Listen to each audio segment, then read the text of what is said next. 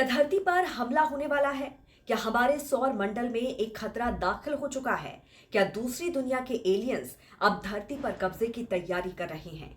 ये सवाल इसीलिए क्योंकि एक के बाद एक दो इंटरस्टेलर ऑब्जेक्ट हमारे सौर मंडल में एक ही दिशा से दाखिल हो चुके हैं।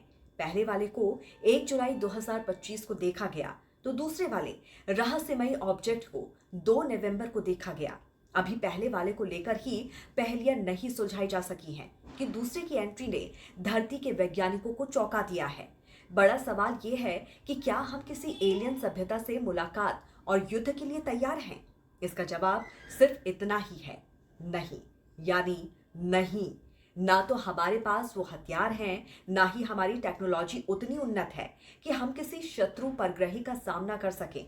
फिलहाल हम उलझे हैं ये जानने के लिए कि आखिर 3i एटलस इतना डरावना क्यों नजर आ रहा है। तो आज हम बात करेंगे उन 10 बड़ी बातों की जिन्होंने 3i एटलस की गुत्थी को और भी ज्यादा उलझा दिया है। लेकिन उसके पहले आपको बता दें कि हार्वर्ड यूनिवर्सिटी के मशहूर एस्ट्रोफिजिसिस्ट एवी लोएब का ताजा बयान क्या है।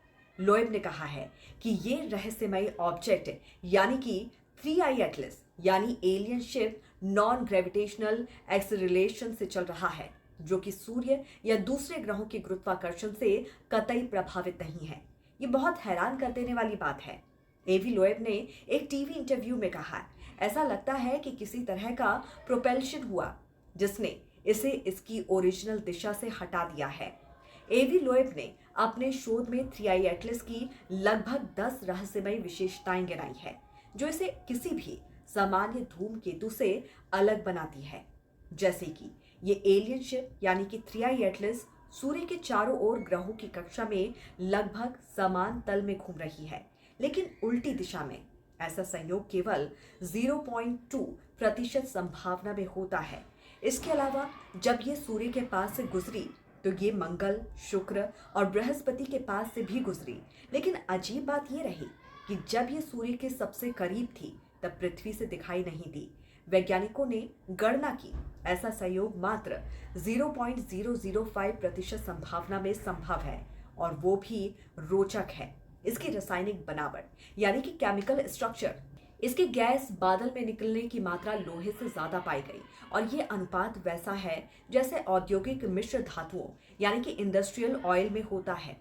साथ ही इसका निकेल टू साइनाइड अनुपात भी बेहद असामान्य है। वैज्ञानिकों का अनुमान है कि इस तरह की संरचना प्राकृतिक रूप से बनना बहुत दुर्लभ है।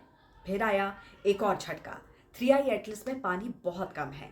आम धूमकेतुओं में जहां बर्फ और पानी की मात्रा काफी ज्यादा होती है, तो वहीं इसमें पानी कुल द्रव्यमान का केवल 4% है। ये अपने आप में एक बहुत बड़ी असामान्य घटना है। इसके अलावा जब इस वस्तु से आने वाली रोशनी का एनालिसिस किया गया तो ऐसा पहले किसी भी धूमकेतु में कभी भी देखा नहीं गया। और अब आपको बताते हैं इस वीडियो की सबसे रहस्यमय बात, तो वो ये है कि 3i एटलस उस दिशा से आया है जहां से 1977 में वॉव यानी कि WOW नामक रहस्यमयी रेडियो सिग्नल धरती को मिला था। ये संयोग इतना चौंकाने वाला है कि इसकी संभावना मात्र 0.6% बताई गई है। जब ये सूर्य के सबसे करीब पहुंचा तो इसकी चमक अचानक बढ़ गई। ये ना सिर्फ तेज हुआ बल्कि सूर्य से भी ज्यादा नीला दिखाई दिया, और जब ये आगे बढ़ने लगा तो उसकी गति में एक बार फिर से जबरदस्त रफ्तार दिखाई दी, और संरचना में बदलाव भी, मानो कोई अदृश्य शक्ति से आगे धकेल रही हो। इन तमाम घटनाओं ने 3i एटलस को एक खगोल रहस्य में बदल दिया है। वैज्ञानिक हैरान हैं, खगोल प्रेमी उत्साहित, और दुनिया के कोने कोने में चर्चाएं शुरू हो गई हैं। क्या ये वास्तव में एक प्राकृतिक अंतरिक्ष वस्तु है या फिर किसी बुद्धिमान सभ्यता का निर्मित यान है? एवी लोएब कहते हैं कि हमें जल्दबाजी में नतीजे नहीं निकालने चाहिए। विज्ञान का मकसद सबूतों से सच्चाई तक पहुंचना है, लेकिन वो ये भी मानते हैं कि सवाल पूछना जरूरी है, क्योंकि अक्सर सबसे बड़ी खोजें उन्हीं सवालों से शुरू होती हैं जिन्हें पहले असंभव माना गया था।